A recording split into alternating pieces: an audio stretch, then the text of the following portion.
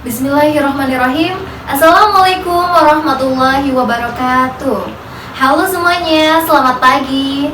Salam sejahtera saya sampaikan. Shalom, Om Swastiastu, Namo Buddhaya, salam kebajikan untuk kita semua.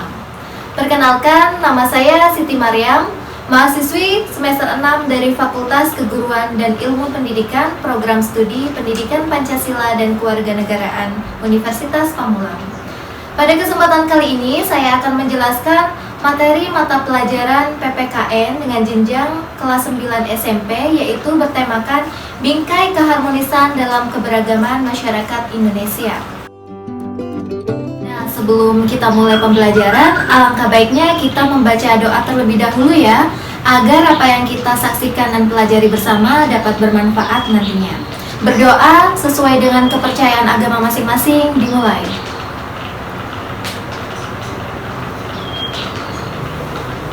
Berdoa selesai. Indikator dalam pertemuan kali ini adalah sebagai berikut. Yang pertama, dapat mensyukuri nilai-nilai terkait fungsi prinsip persatuan dalam keberagaman masyarakat Indonesia. Yang kedua, dapat mensyukuri dan mendukung nilai-nilai yang menunjukkan perilaku orang dalam berkeyakinan yang berbeda-beda, untuk melindungi dan menegakkan prinsip keberagaman. Selanjutnya, untuk mengidentifikasi kasus pelanggaran dalam keberagaman masyarakat Indonesia. Kemudian, dapat membangun nilai-nilai tanggung jawab atas fungsi prinsip persatuan keberagaman masyarakat Indonesia. Dan yang terakhir, dapat membangun nilai-nilai disiplin tentang kasus keberagaman masyarakat Indonesia. Tujuan pembelajaran Bingkai Keharmonisan dalam Keberagaman Masyarakat Indonesia. Setelah mengikuti pelajaran kali ini, peserta didik diharapkan dapat mengetahui makna dari keberagaman masyarakat Indonesia. Kemudian dapat mengetahui serta memahami prinsip persatuan keberagaman suku, agama, ras, dan antar golongan. Dan yang terakhir dapat mengetahui serta memahami faktor penyebab dari keberagaman masyarakat Indonesia itu sendiri. Kompetensi dasar dalam Bingkai Keberagaman Masyarakat Indonesia. 1.3 Menghargai nilai-nilai terkait fungsi kebersamaan masyarakat Indonesia. 1.4 Mengaitkan pengalaman dalam materi keberagaman masyarakat Indonesia. 1.5 Menganalisis kasus keberagaman suku, agama, ras, dan antar golongan. Nah, fokus kita dalam pembelajaran kali ini ada 3. Yang pertama adalah mengetahui makna dari keberagaman masyarakat Indonesia. Selanjutnya adalah mengetahui prinsip persatuan keberagaman SARA. Dan yang terakhir adalah mengetahui faktor penyebab dari keberagaman itu sendiri. Untuk lebih jelasnya, kita saksikan video berikut ini ya. Coba kalian perhatikan dan bandingkan dua gambar ini. Kira-kira lebih menarik yang mana ya? Yang kanan ataukah yang kiri? Tentunya lebih menarik yang kanan kan? Ya, itu karena ada banyak jenis warna yang terdapat dalam gambar tersebut, sehingga gambar tersebut lebih enak dipandang. Nah, begitu pula dengan kehidupan kita, khususnya masyarakat yang berada di negara Indonesia. Coba bayangkan, jika di negara ini hanya memiliki satu suku, agama, dan ras yang sama. Seandainya semua masyarakat berasal dari Jawa, tentunya sekarang kita tidak bisa menikmati lezatnya papeda disiram kuah soru dan gurihnya pempek dari Palembang. Keberagaman suku, budaya, agama di Indonesia ini menjadi sesuatu yang patut kita syukuri bersama. Karena semuanya merupakan anugerah dari Tuhan Yang Maha Esa. Karena adanya perbedaan inilah kita bisa menikmati hidup penuh dengan warna-warni keceriaan seperti saat ini. Setelah kalian menyaksikan video tadi, kira-kira kalian sudah tahu belum sih apa arti dari keberagaman? Ataukah perbedaan? Atau mungkin yang lainnya? Baiklah, saya simpulkan ya. Keberagaman itu adalah suatu kondisi dalam masyarakat yang terdapat banyak perbedaan dari segala bidang.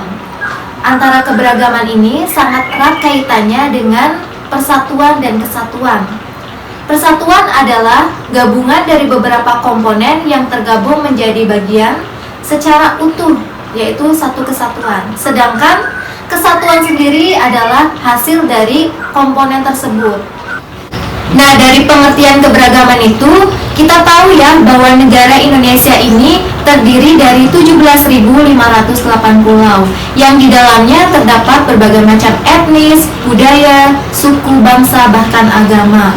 Nah, untuk menjaga perbedaan-perbedaan itu, tentunya masyarakat Indonesia mempunyai cara atau prinsip tersendiri yang selama ini diterapkan dalam kehidupan sehari-harinya, sehingga negara Indonesia mampu bertahan sampai saat ini dengan perbedaan di dalamnya.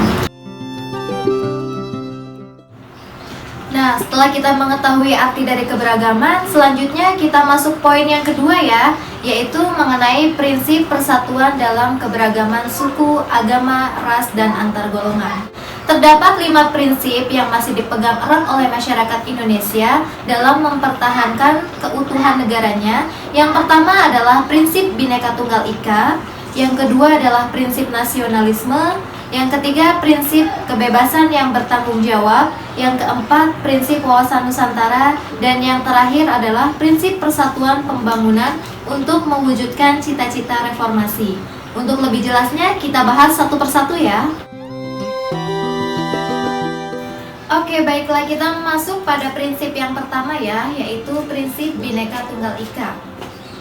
Bhinneka Tunggal Ika merupakan semboyan dari bangsa negara Indonesia yang mempunyai arti meskipun berbeda-beda tetapi tetap satu jua. Agama yang diyakini oleh masyarakat Indonesia ada 6 ya, coba kita sebutkan bersama-sama. Yang pertama ada Islam, Protestan, Katolik, Hindu, Buddha, dan yang terakhir ada Konghucu. Prinsip Bhinneka Tunggal Ika ini adalah sebagai wujud persatuan dan kesatuan dari warga negara Indonesia. Prinsip yang kedua adalah prinsip nasionalisme Indonesia. Nasionalisme merupakan paham yang mencintai tanah air, adanya rasa kesiagaan untuk membela negaranya sendiri. Nah, prinsip ini harus ditanamkan sedini mungkin pada anak cucu kita agar kelak nantinya mampu membela negaranya sendiri dan sebagai pondasi untuk kedepannya. Contohnya dengan cara bisa melestarikan kebudayaan yang ada dengan cara menyanyikan lagu daerah, melestarikan tariannya, menggunakan logat asal daerahnya, dan yang lainnya. Maka dari itu, saya minta kita semua untuk menyanyikan satu buah lagu daerah yang kalian ketahui. Nah, di sini saya akan menyanyikan sebuah lagu daerah berasal dari Kalimantan Selatan yang berjudul Ampar-Ampar Pisang. Kalian bisa ikutin di rumah ya. Ampar-ampar pisang, pisangku belum masak. Masak biji dihurun bari-bari. Masak sabiji dihurun bari-bari. Mangga lepok, mata kayu bengkok. Bengkok dimakan api, apinya jang curupan. Bengkok dimakan api, apinya jang curupan. Terima kasih sudah bernyanyi bersama. Prinsip selanjutnya adalah prinsip kebebasan yang bertanggung jawab.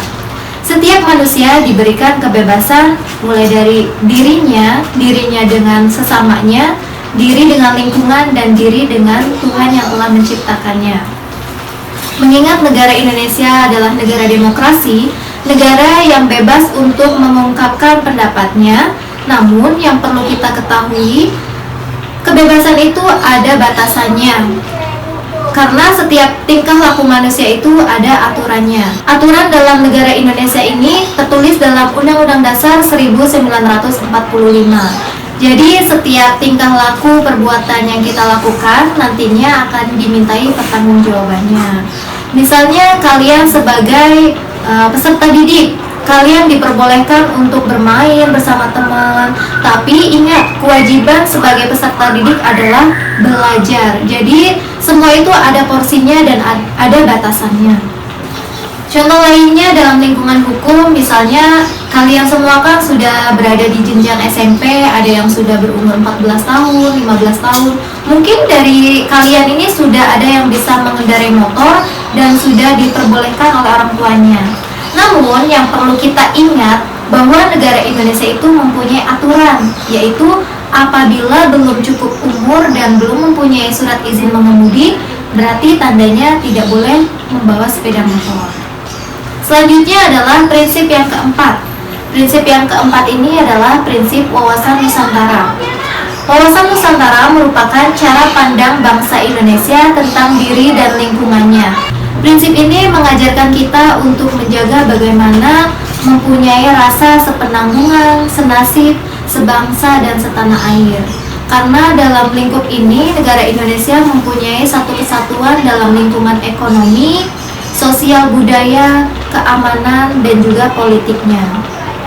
Sesuai dengan landasan dasar filosofis negara Pancasila yang termaktub dalam sila kelima, yaitu yang berbunyi keadilan sosial bagi seluruh rakyat Indonesia. Dan prinsip yang terakhir adalah prinsip persatuan pembangunan untuk mewujudkan cita-cita reformasi. Sebagai warga negara Indonesia harus mampu mengisi kekosongan kemerdekaan dan melanjutkan pembangunan yang bertujuan untuk mencapai kehidupan masyarakat yang adil dan makmur. Jadi setiap masyarakat Indonesia ini harus saling bersatu untuk mewujudkan negaranya sendiri. Sudah menjadi kewajiban kita sebagai masyarakat Indonesia untuk menghargai dari setiap perbedaan tersebut. Karena perbedaan tak perlu diperuncing apalagi dipermasalahkan. Kebersamaan jangan sampai dihancurkan agar kedamaian terus dapat dipertahankan. Karena negeri ini, negeri Indonesia tidak dibangun dengan kesendirian, melainkan dengan keragaman di dalamnya. Keikutsertaan demi kemajuan adalah tabungan di hari kemudian. Untuk memperdalam materi yang telah kita pelajari bersama, yaitu mengenai bingkai keharmonisan dalam keberagaman masyarakat Indonesia, selanjutnya kalian bisa perhatikan video ini, video yang akan menampilkan anak yang sedang menari tarian tradisional dari beberapa daerah. Kalian bisa perhatikan dan coba deskripsikan kira-kira pesan apa ya yang akan disampaikan oleh penari tersebut. Kirim jawaban kalian melalui Google Classroom yang telah saya sediakan.